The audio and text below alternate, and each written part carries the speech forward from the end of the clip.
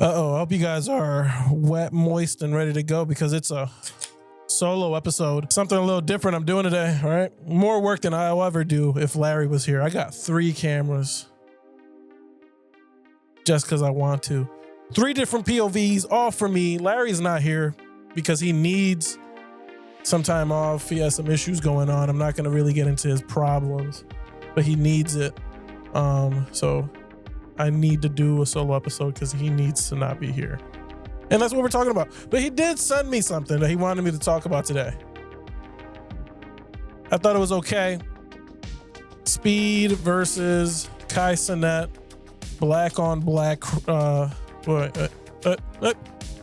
Cue the intro.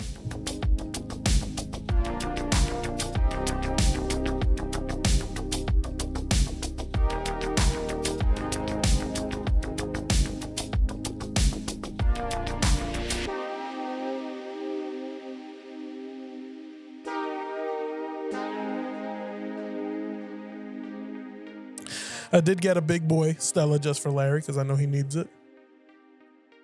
All right, so Larry wanted me to talk about Speed winning Streamer of the Year against Kai Cenat. I don't know if that's the best topic for me. I don't really watch either of them. It's not racially motivated. I just have things to do. But I do have some notes here, you know. I try to do a little bit. Larry's not here, so there's only so much I can do by myself outside of 3 camera angles. Why am I doing it? I have to edit it. I don't know. All right, so I Show Speed. I know he did a marathon, same thing as Kai Cenat. I Show Speed's marathon was Speed does America in 35 days. So he did a nonstop IRL, same thing as Kai Cenat. But where Speed went around the world, Kai went around his mansion. So if you really believe that Speed shouldn't have won and Kai should have won, I think Speed put a little more effort. You're going around the world? Oh, no, that's too much credit. He went around America, which is the center of the universe. So, yeah, around the world. Kai just went around his house. He had a lot of collabs. I give a lot of shout out to Kai. But Speed just did it a little better, I think. And according to this whole streamer, there's some drama with the streamer awards. We all know. They say that it's the fan vote. We don't know if that's the truth. I'm really liking the 3 cameras. It feels elegant, feels fancy. The Streamer Awards 2025, I Show Speed wins Streamer of the Year. I know Kai Cenat won a bunch of things. Kai Cenat took home multiple awards, including Best Just Chatting Streamer, Best Streamed Event for the Streamer University, Best Marathon Stream for Mafiathon 3, Best Collab. But Speed, he went around the USA and he won Streamer of the Year. Right, one marathon versus another. Kai Cenat won Best Marathon. But Speed is global. I think Speed's thing is that he's a unit, like he's big in like England, he's big all around the world, Africa, here, right? He tied his career and his likeness to soccer, which is a huge global sport. So as far as like being able to touch more people, Speed did it better. Speed did better, right? He's going around and he's meeting people where they're at. If you disagree, obviously, the comment section is for you and only you. I'm not going to come in here and tell you how to do your thing, right? So another thing, last time I did a solo episode, I did feature ChatGPT because when Larry's not here, ChatGPT is my Larry. So I thought it would be a good idea to tell ChatGPT to like interview me. So like interview me, ChatGPT. It says, all right, George, let's do it. Nice, real personal ChatGPT. I like the way you do business. Question 1. You're involved in podcasts, YouTube videos, and film style content. What was the moment you realized you wanted to create media instead of just consume it? Yeah, that's a good question, ChatGPT. How do you know me so well? AI knows you better than you think. Watch it. Don't trust them. I'm going to answer this question. When did I know that I wanted to make content and not just consume it? It was a long time ago. Really, Me and my cousin, when we were kids, used to take the fucking handheld camcorder and try to create content at the crib. I remember we was playing Gears of War 2 and we wanted to make like a gaming video. So we would just stack the camcorder on a bunch of books, shoot the TV, and then we would commentate as we played it. Like, I've always been invested in making content. It's been super fun. I do feel like that opportunity where it's the biggest for me to succeed is making content has passed. I got kids, I got a family, I got a mortgage responsibility. It's tough to make content that's good and is going to resonate with people when you don't have the time to be putting into it. I'm still giving it a shot. I'm going to continue giving it a shot.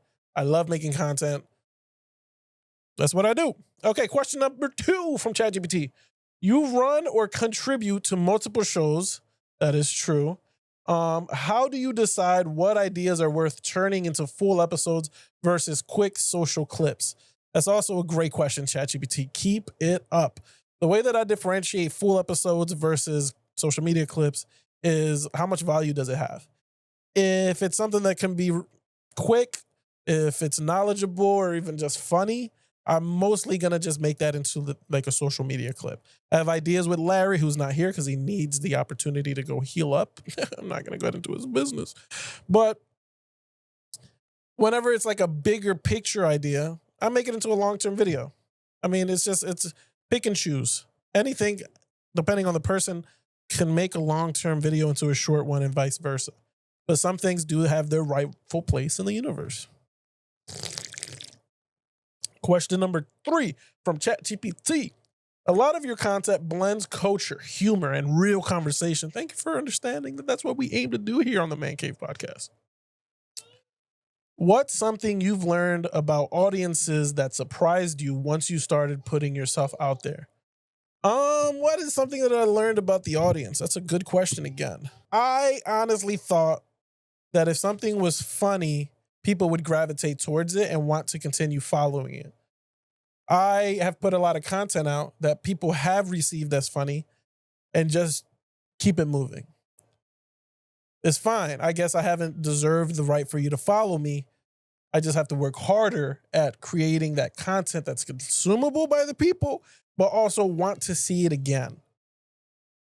Man, I'm just on it today. Question number 4. Every creator hits walls. Boy, do they. What's been your biggest challenge so far? Time, consistency, confidence, or something else entirely?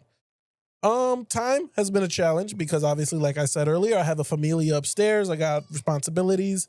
So it's tough to kind of step away and create content because it's not just recording it. It's editing it and putting it together in a coherent way where people want to and, enjoy it. Confidence comes with the content. If you put out content and you're not super confident in what you're putting out, I don't think it has a high chance of succeeding. That's such an important part of creating content is the confidence. But it all plays together, right? Scheduling, time, confidence, structuring your videos, the ideas. That put them all together to make a pie, and that's what you got your content. Question number 5. You've talked about upgrading production quality. I talk about it regularly. Right now, I have 3 cameras going. Anyway, especially audio and visuals. Goddamn right. Sorry for that. Why does professional level matter to you, even when content itself is casual or fun? I think it's because I'm trying to find a way to separate myself from a lot of other people, right? Yeah, you can just prop your phone up and create content, but if I can prop up some 3 individual cameras, good level quality audio, and be entertaining in all 3 cameras, I might have an opportunity in differentiating myself from somebody else who just props up a camera and calls it a day. Now, that's not to say that people that prop up cameras and just call it a day can't create good content, because you go on TikTok and Instagram, that's all these people are doing. But I'm trying to find a way to separate myself and be like, yo, I get good content, but I also get it at a high production value. And am I killing it? Comment down below if I'm not. If someone watched you, if someone watched just one piece of your content to understand who you are, which episode or video would you send them? I think I would send them either the bro code video from early on that me and Larry did, our first times video where we went over the first time we fought, the first time we watched, porn, the first time that we, did a lot of things just so that people can get to know us. I think those are good videos, but just like the previous question, the production value in the videos were lower. We were still starting off. The audio is obviously going to be good because we're still using the same equipment, but the cameras have changed and the way that we construct and lay out the videos have changed as well. But I do really enjoy those earlier episodes. I feel like we were having a lot of fun creating them. Okay, question number 7. It looks to be the last one. Fast forward 2 years. What does success look like to you? Numbers, impact, opportunities, or creative freedom? Man, I think impact is the big one. I want to be able to impact people. I want people to look forward to seeing me and Larry's content. I think I want people to be excited when we put something out and just continue to follow us, right? Because we put a lot of work into these videos, and I want people to be entertained and continue to want to be entertained. So I ask for the people that click on the videos, give us a shot and continue to give us a shot. Follow along. I have a lot of features and personality. Larry's really good person, so follow us. What's a question you wish people would ask you but never do? I don't know. There's not a lot of questions that I think people should ask me. ChatGPT, you did a good job asking me these questions. A little short interview to know George just a little better. I hope you guys enjoyed the episode. This is another solo episode, obviously, like I said. Next week, we get back to our regularly scheduled program where me and Larry get back together.